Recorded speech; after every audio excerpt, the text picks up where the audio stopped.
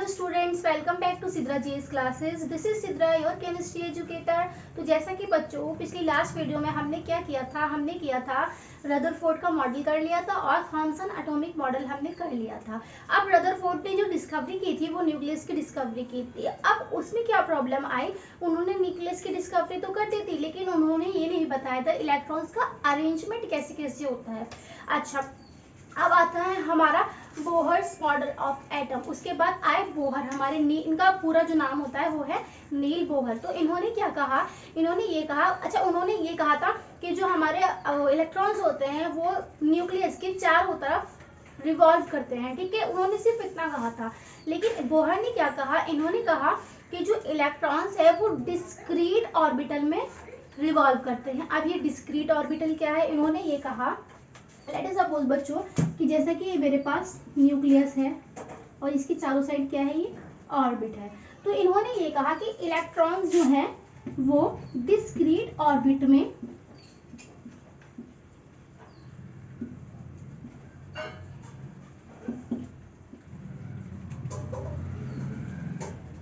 Revolve इन discrete orbit. मतलब ये है कि जो इलेक्ट्रॉन्स है वो डिस्क्रीट ऑर्बिट में रिवॉल्व करते हैं। अब डिस्क्रीट ऑर्बिट क्या है, डिस्क्रीट ऑर्बिट के बारे में हम लोग वैसे आगे जाके डिटेल में पढ़ेंगे, लेकिन अभी के लिए आप लोग सिर्फ इतना जान लीजिए कि डिस्क्रीट ऑर्बिट जो होते हैं वो एक स्पेशल ऑर्बिट होते हैं।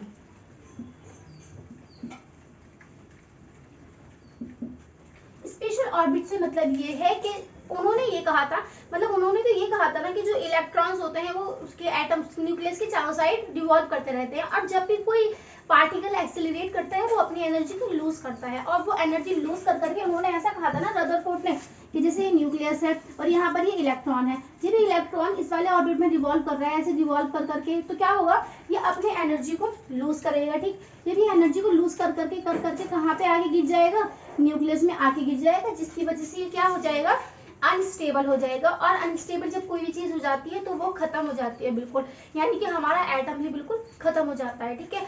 अब इन्होंने ये कहा कि जो हमारे इलेक्ट्रॉन्स है वो डिस्क्रीट ऑर्बिट में रिवॉल्व करते हैं। डिस्क्रीट ऑर्बिट का मतलब ये होता है स्पेशल ऑर्बिट। अब जो डिस्क्रीट ऑर्बिट होते हैं वो क्या करते हैं, वो एनर्जी लूज नहीं करते हैं। डिस्क्रीट ऑर्बिट की जो स्पेशल कैरेक्टरिस्टिक है वो यही है कि वो एनर्जी लूज नहीं करते हैं, ठीक है। आई होप कि आपको समझ में आया होगा। यहाँ पे लिखेंगे डू नॉट लूज एनर्जी, ठीक। आई होप कि आपको समझ में आया होगा। अब रदरफोर्ड के अकॉर्डिंग तो ये था, ठीक है, रदरफोर्ड के अकॉर्डिंग ये था, और जो हमारे नील बोर्ड थे उनके अकॉर्डिंग ये था कि मतलब जो इलेक्ट्रॉन्स है वो डिस्क्रीट ऑर्बिट में रिवॉल्व करते हैं, ठीक है। अब नील बोर्ड ने क्या किया, कुछ पॉस्टुलेट्स दिए कि ये पॉस्टुलेट जो है हमारे एटम के ऊपर अप्लाई होंगे। उन्होंने पॉस्टुलेट का मतलब ये है कि कुछ बातें कही, कुछ पॉस्टुलेट्स दिए। तो आइए डिस्कस कर लेते हैं उनके पॉस्टुलेट्स के बारे में कि उनके पॉस्टुलेट्स क्या क्या थे। तो students, postulate of Bohr model क्या है मेरे पास, देखो इसमें लिखा है पोस्टुलेट ऑफ बोहर मॉडल। पहला पोस्टुलेट ये है, only certain special orbitals known as discrete orbitals of electron are allowed inside the atom. जैसा कि मैंने आप लोगों को बताया भी है कि बोहर ने क्या कहा था कि इलेक्ट्रॉन जो रिवॉल्व करते हैं न्यूक्लियस के चारों तरफ, वो कौन से ऑर्बिट में करते हैं, डिस्क्रीट ऑर्बिट में करते हैं, ठीक। तो ये जो पोस्टुलेट है वो यही कहता है, ठीक है। नेक्स्ट पोस्टुलेट मेरे पास है, while revolution in discrete orbital the electron do not radiate energy, यानी स्टेबल रहेंगे। अच्छा, आप लोगों को अब एक चीज हमेशा याद रखनी है कि जो हमारी एनर्जी होती है वो इनवर्सली प्रोपोर्शनल होती है स्टेबिलिटी की, ठीक है। या फिर स्टेबिलिटी इनवर्सली प्रोपोर्शनल होती है एनर्जी के, मतलब जितनी ज्यादा एनर्जी होगी उतना ही ज्यादा पार्टिकल या कोई भी चीज अनस्टेबल होगी, एनर्जी कम होगी तो वो स्टेबल होगा, ठीक है। आई होप कि आपको समझ में आ गया होगा। अब इसमें क्या लिखा है, इसमें लिखा है जब इलेक्ट्रॉन डिस्क्रीट ऑर्बिटल में रिवॉल्व करते हैं तो क्या होता है, वो एनर्जी को रेडिएट नहीं करते हैं, एनर्जी नहीं निकालते हैं। अब जब वो एनर्जी ही नहीं निकालते हैं तो क्या हो जाएगा, कंपाउंड या पार्टिकल स्टेबल हो जाएगा, ठीक है। तो डिस्क्रीट में रिवॉल्व करने का ये फायदा है कि जो हमारा पार्टिकल है वो स्टेबल हो जाता है। कोई भी पार्टिकल अपने आप को क्या करेगा, स्टेबल करने की कोशिश करेगा, क्योंकि सब लोग कंफर्टेबल पोजीशन में आने की मतलब चाह रखते हैं कि हम भी मतलब हम स्टेबल रहे हैं, ठीक है। तो नेक्स्ट ये यही कह रहा है, नेक्स्ट पोस्टुलेट है the electron revolve rapidly around the nucleus in fixed circular path called energy level. अच्छा, जब ये हमारा न्यूक्लियस है, ठीक, ये न्यूक्लियस है, अब जो हमारे इलेक्ट्रॉन्स है इसके चारों तरफ रैपिडली रिवॉल्व कर रहे हैं, कौन से पाथ में, सर्कुलर पाथ में, ठीक। तो इनको क्या बोलते हैं, इनको हम बोलते हैं एनर्जी लेवल्स और एनर्जी शेल्स, ठीक है। द एनर्जी लेवल्स और shells are represented in two ways, इनको हम टू वेज से रिप्रेजेंटेड कर सकते हैं, आइदर बाय नंबर, पहला है नंबर से रिप्रेजेंट कर सकते हैं, यानी इसको मैं बोल दूंगी 1 2 3 4, ठीक है, ऐसे मैं इसको रिप्रेजेंट कर सकती हूँ, यानी 1 2 3 4, ठीक है। और बाय लेटर्स KLMNOP, ठीक है। अब इनके थ्रू भी हम इसको रिप्रेजेंट कर सकते हैं, जैसे KLMN, ठीक है। तो हम इसको इस तरह से रिप्रेजेंट कर सकते हैं। अच्छा, अगर मैं आपको बोलूं कि अगर K शेल मुझे दी गई है तो इसका मतलब ये होता है कि N इज इक्वल टू इसके लिए कितना है, 1 है, क्यों, क्योंकि इसको हमने 1 से रिप्रेजेंट किया था, ठीक है। और अगर मैं आपको बोलूं यहाँ पे मुझे L शेल दी गई है तो ऑब्वियसली इसके लिए N इज इक्वल टू कितना हो जाएगा, 2 हो जाएगा। M दी हुई है तो 3 हो जाएगा, N दी हुई है तो कितना हो जाएगा, 4 हो जाएगा। ये तो आप लोगों को समझ में आ ही गया होगा, ठीक है। तो हम ये थे हमारे बोहर के 3 पोस्टुलेट, एक पोस्टुलेट और है तो उसको भी हम लोग डिस्कस कर लेते हैं। इतने आप लोग इसका स्क्रीनशॉट ले लीजिए। तो स्टूडेंट्स, इसका फोर्थ पोस्टुलेट क्या है, फोर्थ पोस्टुलेट है when energy associated with fixed amount of energy the shell nearest to the nucleus has minimum energy and the shell farthest from the nucleus has maximum energy।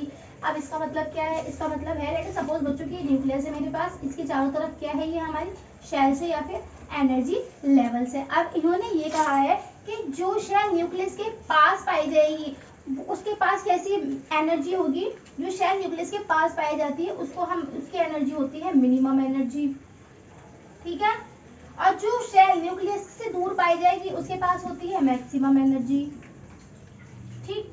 अच्छा, इसको हम एक चीज से और समझ सकते हैं कि इसके पास मिनिमम और मैक्सिमम एनर्जी कैसे होती है, देखो मैं बताती हूँ। उधर मिनिमम और मैक्सिमम एनर्जी इस टाइप से होती है, लेट्स सपोज कि बच्चों यहाँ पे कोई इलेक्ट्रॉन है, एक इलेक्ट्रॉन यहाँ पर है, अब इस न्यूक्लियस को इस इलेक्ट्रॉन को अट्रैक्ट करना है और इस वाले इलेक्ट्रॉन को भी अट्रैक्ट करना है, तो एनर्जी किसमें ज्यादा लगेगी, तो एनर्जी जो है वो इस वाले में ज्यादा लगेगी, क्यों, क्योंकि ये दूर है तो इस वजह से इसकी जो एनर्जी होती है वो मैक्सिमम होती है, ठीक है। और इस वाले में कम एनर्जी लगेगी क्योंकि ये पास ही है, तो इसकी कैसी एनर्जी होती है, मिनिमम एनर्जी होती है, ठीक है। ये कंसेप्ट समझ में आया आपको, आई होप कि आपको समझ में आया होगा। अब आप इसका स्क्रीनशॉट ले लीजिए। चलते हैं अपने हम नेक्स्ट टॉपिक की तरफ। तो स्टूडेंट्स, आइए देख लेते हैं अपना नेक्स्ट टॉपिक। नेक्स्ट टॉपिक क्या है, नेक्स्ट टॉपिक है एटॉमिक नंबर। अब एटॉमिक नंबर क्या होता है, बहुत इजी सा टॉपिक है, तो चलिए आइए इसको समझते हैं, ठीक है। अब एटॉमिक नंबर क्या होता है, जैसे कि हमको नाम से ही पता चल रहा है कि एटॉमिक नंबर होता है एटम का नंबर, किसी भी एटम का नंबर जो भी होगा उसको हम बोलेंगे एटॉमिक नंबर, ठीक है। अब देखो, अब एटम के अंदर देखो, यहाँ पे मैं हिंदी में लिख लीजिएगा एटम का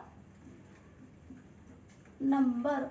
अगर इस तरह से आप लोग लिखते हैं ना तो ज्यादा टाइम तक आपके माइंड में बातें रहती है, ठीक है। अब एटम का नंबर है मेरे पास, अब एटम के अंदर मेरे पास क्या क्या पाया जाता है, इलेक्ट्रॉन मिलता है, प्रोटॉन मिलता है और न्यूट्रॉन मिलता है, ठीक है।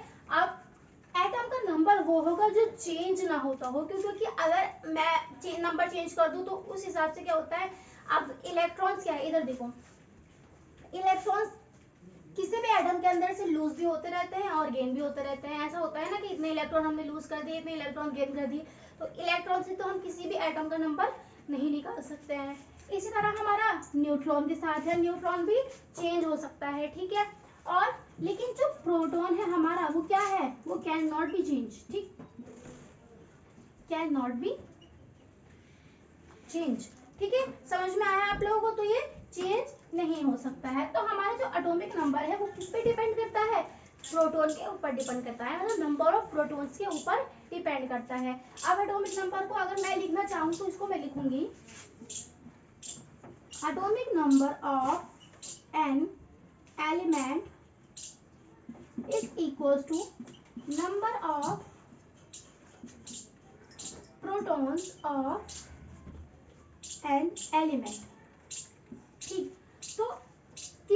एलिमेंट का जो हमारा एटॉमिक नंबर होता है वो किसके इक्वल होता है, number of protons of an element. अच्छा, अब अगर मैं न्यूट्रल एटम की बात करूँ, नहीं पहले तो आप इसके एग्जांपल्स देख लीजिए कि एग्जांपल्स क्या हो सकते हैं। जैसा कि कार्बन है मेरे पास, कार्बन में मेरे पास नंबर ऑफ प्रोटॉन्स होते हैं 6, तो इसका एटॉमिक नंबर कितना हो जाता है, 6 हो जाता है। अब ऑक्सीजन में नंबर ऑफ प्रोटॉन होते हैं 8, तो इसका एटॉमिक नंबर हो जाता है हमारा 8। ठीक है, अब देखो इधर, अब ये तो हमारी बात होगी किसी भी एलिमेंट की, बट अगर मैं न्यूट्रल एटम की बात करूँ, न्यूट्रल एटम क्या होता है, जिसके ऊपर कोई भी चार्ज नहीं होता है। ठीक है, अब न्यूट्रल एटम में जब देखो,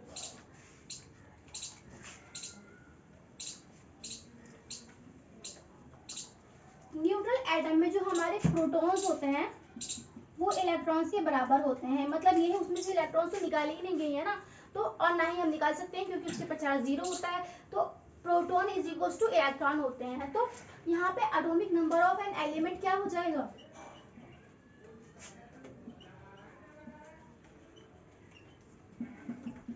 number of protons is equals to number of electron, यानी number of proton is equals to number of electron. ये तो आप लोगों को समझ में आता ही होगा ना, यहाँ जैसे मैंने यहाँ पे लिखा है वैसा ही मैंने यहाँ पे आप लोगों को बता दिया है। ठीक है, तो किसी भी एटॉमिक, किसी भी एलिमेंट का एटॉमिक नंबर हम ऐसे निकाल सकते हैं। अच्छा, अब मैंने आपको अपनी लास्ट वीडियोस में क्या पढ़ाया था, फर्स्ट 20 एलिमेंट्स पढ़ाए थे और उनका एटॉमिक नंबर भी पढ़ाया था, है ना। तो चलिए एक बार आइए उनको भी देख लेते हैं क्या है। देखो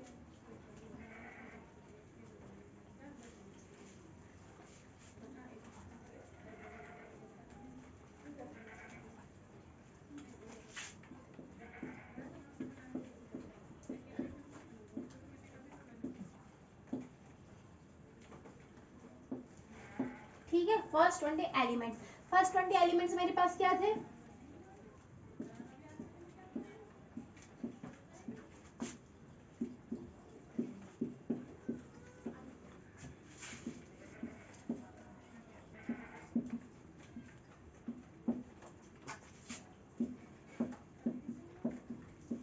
ये थे मेरे पास फर्स्ट 20 एलिमेंट, जिनकी मैंने आप लोगों को ट्रिक भी बताई थी याद करने की। ठीक है, तो इसका एटॉमिक नंबर होता है 1 2 3 4 5 6 7 8 9 10 11 12 13 14 15 16 17 18 19 20। अच्छा, इनकी ट्रिक क्या बताई थी मैंने आप लोगों को याद करने की, मैंने आपको बताई थी, तो मैंने आप लोगों को ट्रिक क्या बताई थी, हाय हेलो लिसन भोले बच्चों, कल कल नो ओके फ्राइडे नाइट, ना मांगो अलादीन से Pepsi Cola, Pepsi soda Cola और काजू कतली। मैंने ही आप लोगों को ट्रिक बताई थी याद करने की। तो ये थे हमारे atomic number of first 20 elements. ठीक है, ये आई होप कि आपको समझ में आए होंगे।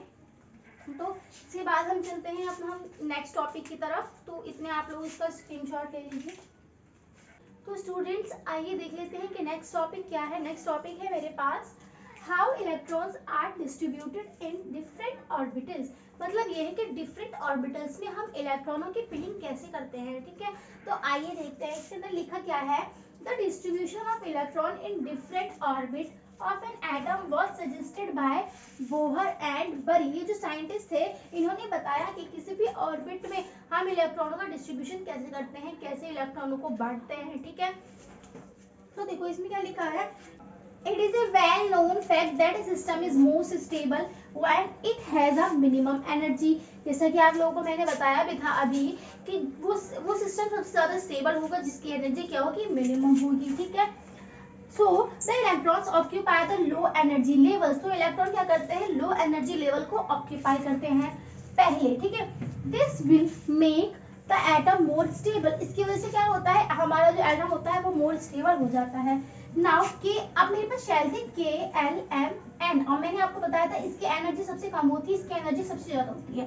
तो ये मोस्ट स्टेबल होता है, ये लीस्ट स्टेबल होता है। तो क्या होगा, नाउ के shell is at the lowest energy, क्यों, इसकी लोएस्ट एनर्जी है। So first of all the electron will fill K shell, then L, M, N and so on। सबसे पहले किस में जाएगा, इलेक्ट्रॉन K में जाएगा क्योंकि इसकी एनर्जी सबसे ज्यादा है, सबसे कम है और ये सबसे ज्यादा स्टेबल है। ठीक है, देन इसमें जाएगा, देन इसमें जाएगा लास्ट वाले में। ठीक है, तो यही था। अब बच्चों देखो एक चीज और देखो इसके अंदर मैं आपको बताती हूँ। जैसे कि मेरे पास ये शेल्स होती है ना, जैसे कि न्यूक्लियस है मेरे पास, ठीक, इसको मैं रफ भी करती हूँ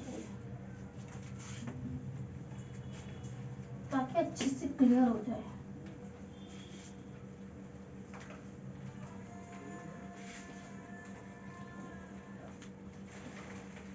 तो जैसा कि ये न्यूक्लियस है मेरे पास, ठीक है। अब इस न्यूक्लियस के चारों तरफ कितनी शेल्स हैं, एंड एम, ठीक है। ये है मेरे पास के, ये एल एम और ये है एल, ठीक है।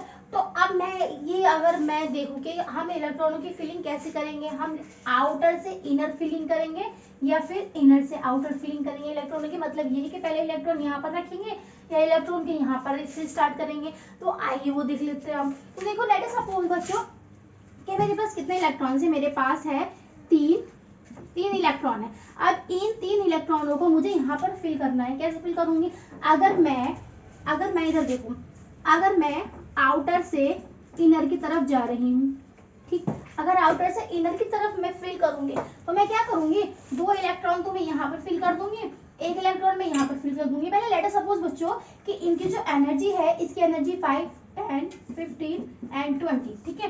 तो अब मैंने क्या किया, 2 इलेक्ट्रॉन यहाँ पे फिल कर दिए, 1 इलेक्ट्रॉन मैंने यहाँ पर फिल कर दिया, तीनों इलेक्ट्रॉन फिल हो गए। अब इधर देखो, अब इसकी एनर्जी कितनी है, 20 है, 2 इलेक्ट्रॉन में कितनी हो जाएगी, 40 हो जाएगी। तो हम लिखेंगे 20 प्लस 20 प्लस इसकी एनर्जी कितनी है, 15 है, तो यहाँ लिख देंगे 15 है, तो ये कितनी आ जाएगी 55, यानी एनर्जी मेरे पास है 55, ठीक है। अब इन्हीं 3 इलेक्ट्रॉन को अगर मैं इनर से आउटर में फिल करती हूँ, कैसे करूंगी, इधर देखो, इनर से आउटर में अगर मैं फिल करती हूँ, 3 इलेक्ट्रॉनों को मुझे फिल करना है। तो इधर देखो, 2 इलेक्ट्रॉनों को तो मैंने यहाँ पे फिल कर दिया, 1 इलेक्ट्रॉनों को मैंने यहाँ पर फिल कर दिया, 1 इलेक्ट्रॉन को, ठीक है। तो क्या होगा, एनर्जी क्या आएगी, 2, 1 की 5 है तो 2 की 10 हो जाएगी, यानी 5 प्लस और इस वाली कितनी है 10, तो ये कितनी आ जाएगी मेरे पास 20, एनर्जी आ गई मेरे पास 20। अब इधर देख लीजिए आपकी एनर्जी किसकी ज्यादा है, जिसकी एनर्जी ज्यादा होगी वो कम स्टेबल होगा, जिसकी एनर्जी कम होगी वो मोर स्टेबल होगा। एनर्जी इसकी कम है, इसकी ज्यादा है, तो ये वाला मोर स्टेबल होगा, मोर स्टेबल, ठीक है। अब जब ये मोर स्टेबल होगा तो हमें कौन सा मेथड यूज कर रहे हैं इलेक्ट्रॉन फिलिंग का, इनर से आउटर, यानी यहाँ से यहाँ पर हम लोग इलेक्ट्रॉन फिल करते हैं। जैसा कि मैंने आप लोगों को बताया भी था कि इसकी जो एनर्जी होती है वो कम होती है, ठीक है। तो यहाँ पे हमने सॉल्व भी कर लिया है कि एनर्जी कम ही होती है इसकी, ठीक है। तो यहाँ पे एनर्जी कम होगी तो हम इलेक्ट्रॉन कैसे फिल करेंगे, इनर से आउटर की तरफ। आई होप कि आपको ये समझ में आ गया होगा। तो अब आप लोग इसका स्क्रीनशॉट ले लीजिए, वैसे आपने नोट डाउन भी कर लिया होगा। तो स्टूडेंट्स आज के लिए इतना ही, तब तक के लिए आप पढ़ते रहिए और मेरे लेक्चर्स को देखते रहिए, एनसीईआरटी को भी पढ़ते रहिए, ठीक है।